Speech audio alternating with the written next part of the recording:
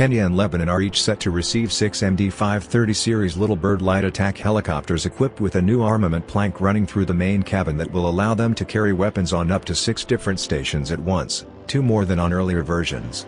Now, the U.S. government has also approved the sale of 5 Bell 407GX light attack helicopters to Iraq with the same system.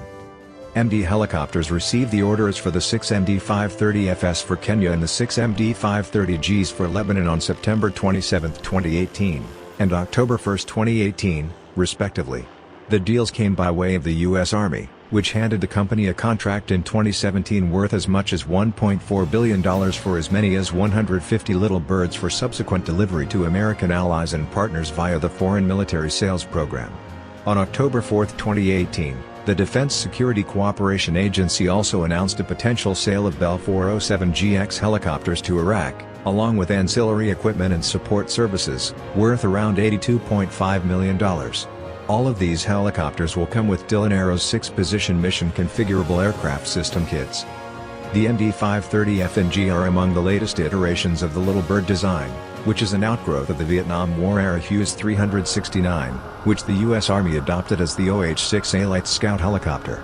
The primary difference between the F and G is that the latter comes standard with a new glass cockpit configuration with digital multifunction displays and an L3 Wescam MX-10D sensor turret.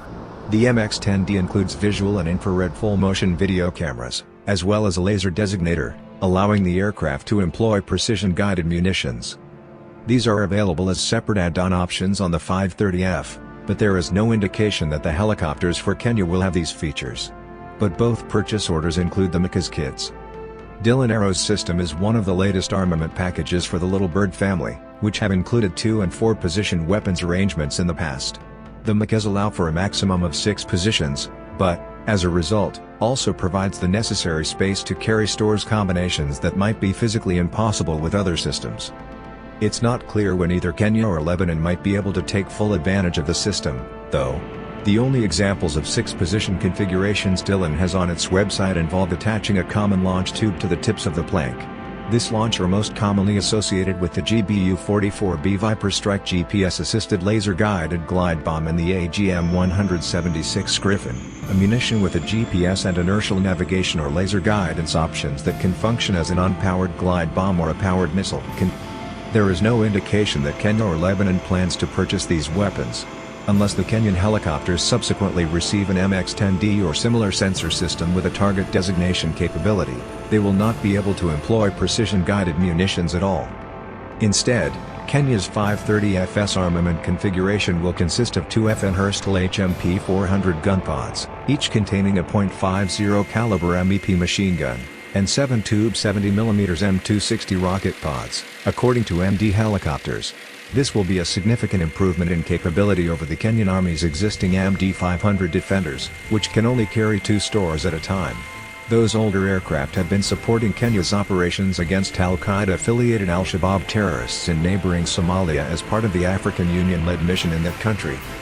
Lebanon's MD-530Gs will have an almost identical armament configuration, with the notable addition of laser-guided Advanced Precision Kill Weapon System 2 rockets, MD Helicopters said in a press release. The Lebanese Air Force's new A-29 Super Tucano light attack aircraft are slated to get this capability, as well. These low-cost precision-guided rockets, combined with the MX-10D sensor turret, will give Lebanon's helicopters significantly greater capability to engage targets precisely and do so at night. This latter point is especially important in limited conflicts against terrorists and other non-state militant groups, who have historically exploited the cover of darkness to mask their movements. Though largely obscured by the fighting in neighboring Syria, as well as Iraq, Lebanon has been fighting its own complex campaign against ISIS terrorists along the Syrian border. With that in mind, the United States has stepped up military aid to the small country, including the delivery of the aforementioned A-29s, Bradley armored fighting vehicles, and precision-guided howitzer shells. There's similarly no indication that if Iraq plans to use the MCAS kit's 6-position feature if it decides to go ahead with the purchase of the 5 Bell 407GXS. The prospective sale includes a mix of 7.62mm M240 machine guns, .50 caliber MEP machine guns, .50 caliber GAU-19/B Gatling guns, and M260 rocket pods able to fire APCLS-2 rockets.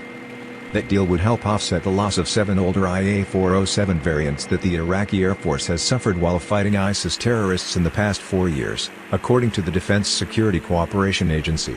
The 407GX, which includes a full-glass cockpit and avionics improvements over older 407 series helicopters, would still give Iraq a capability boost over its existing models. Those choppers already feature sensor turrets under the nose and have the ability to employ the laser-guided 70mm rockets, though Still, the MCAS leaves open the possibility for all three countries to make use of the 6-position feature at some point in the future, or simply take advantage of the modularity of the system to carry different types of stores. The Plank can also accommodate AGM-114 Hellfire laser-guided missiles, which both Lebanon and Iraq use on AC-208 combat caravan light attack aircraft, for instance. There are still more than 100 potential Little Bird sales to come under the Army's contract, as well. In addition to the 12 Little Birds for Kenya and Lebanon, another 30 are headed to Afghanistan under that arrangement. It is possible more armed examples with the MCAS could be headed abroad in the near future, further expanding the customer base who might be interested in taking full advantage of the system. El Salvador stands out, in particular, as a country that could be next in line, since it's operating aging armed MD-500E types in support of the UN mission in Mali and continues to receive substantial assistance from the United States to keep those helicopters flying. With the MCAS appearing to be an increasingly standard addition in U.S. government-facilitated light attack helicopter sales, it seems likely we'll be seeing more continues utilizing the system in the future in general. We'll definitely be keeping our eyes open for examples of choppers fully armed with a 6-weapon configuration.